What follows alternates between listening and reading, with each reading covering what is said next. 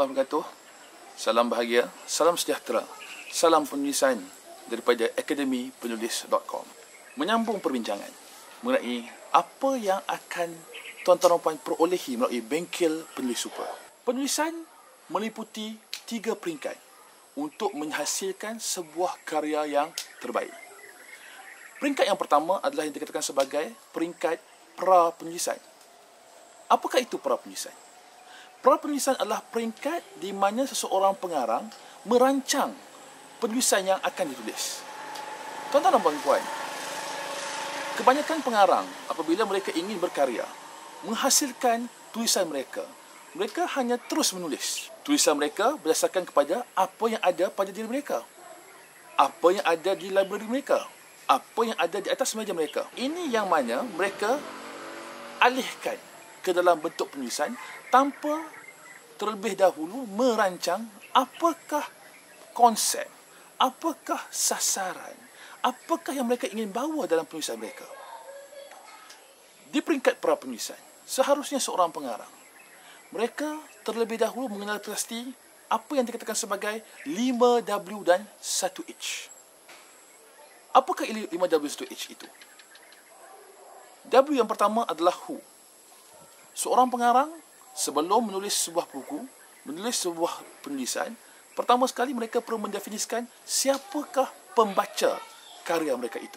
Di sinilah penting, kerana apabila seseorang pengarang betul-betul mengenali siapakah pembaca yang akan membaca buku mereka, dengan sendirinya karya itu akan lebih terfokus.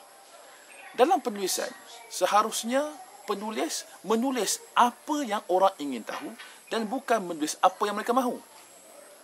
Ramai pengarang, apabila mereka menulis berdasarkan apa yang mereka mahu, ini yang menyebabkan karya yang mereka tuliskan itu tidak ditulis untuk tujuan pembaca mereka. Mereka hanya menulis untuk tujuan memenuhi cita rasa, memenuhi kehendak diri mereka sendiri, tanpa mengambil kira siapa yang akan baca selepas ini. Sudah tentu, apabila mereka ingin menulis buku tersebut, mereka merasakan bahawa orang lain akan baca. Ini benda yang menyebabkan kadang-kala buku-buku yang ditulis tanpa perancangan yang teliti sukar untuk menyerap masuk, sukar untuk menembusi pasaran dengan lebih baik. Bila menyebut mengenai who, seorang pengarang perlu mendefinisikan secara spesifik, secara terperinci, siapakah sebenarnya pembaca mereka, umurnya apa, pendidikannya bagaimana, latar belakangnya bagaimana, bagaimana cara orang yang membaca itu nanti akan membaca karya mereka. Ini yang kita didikan dalam who.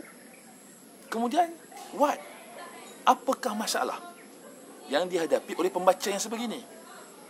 Kembali kepada who tadi. Apabila kita kenal pasti who itu spesifik, maka kita boleh kenal pasti pula masalah itu ataupun what itu dengan lebih teliti dan lebih spesifik. Kerana kita tidak mahu nanti apabila kita menulis, kita berikan ubat yang salah untuk masalah yang salah. Kita memberikan penyelesaian yang salah kepada perkara yang salah. Ini menyebabkan karya-karya tersebut nanti tidak akan memenuhi sasaran yang sebenar kepada penulisan tersebut. Seterusnya adalah why. Mengapakah pula masalah itu boleh berlaku? Apabila kita kenal pasti masalah, what tadi, kita kenal pasti pula mengapakah, apakah punca perkara itu boleh berlaku. Apakah yang trigger benda itu untuk menyebabkan masalah itu membarah. Ini yang kita telitikan pada why. Seterusnya, bila kita tahu tentang mengapa, puncanya, maka seterusnya adalah kita kena pastikan pula, kita akan cuba cari pula where, ke mana hala tuju buku ini. Apakah penyelesaian yang kita akan cuba berikan dalam penulisan kita. Di sinilah, tuan-tuan dan puan, pentingnya seorang pengarang menggunakan apa yang ada di atas meja, apa yang ada di perpustakaan mereka, apa yang ada di minda mereka, untuk mencari solusi, untuk mencari penyelesaian kepada perkara-perkara yang dikatakan sebagai masalah dan punca-puncanya tadi. Dan akhir sekali adalah when. Setiap buku itu perlu memenuhi zamannya. Penyelesaian yang diberikan kenalah penyelesaian yang memenuhi zamannya. Bukanlah penyelesaian yang untuk zaman terdahulu, zaman-zaman lampau. Kerana setiap zaman ada kaedahnya sendiri. Setiap zaman ada cara berfikirnya sendiri. Setiap zaman ada alat-alatnya sendiri. Dahulu, orang menulis, orang menghasilkan karya menggunakan mesin taip. Zaman seterusnya, daripada mesin taip, berubah pada zaman menggunakan komputer. Sekarang, masuk ke zaman lain pula. Yang mana sekarang ni orang sudah diperkenalkan dengan gadget-gadget tertentu. Contohnya macam iPad yang saya pegang sekarang ini. Ini adalah alat terbaru yang mana digunakan pada zaman sekarang. Ini menunjukkan bahawa setiap zaman berubah dan ada penyelesaiannya yang tersendiri. 5 dalam 1 H ini, kita akan perincikan untuk memastikan buku yang dituliskan nanti adalah buku yang memenuhi cita rasa pelanggan, memenuhi cita rasa pembaca dan memenuhi zamannya. InsyaAllah, tuan-tuan dan puan-puan, perkara ini kita akan terangkan dalam bengkel prinsipal nanti. Kita temui di sesi yang akan datang. Terima kasih.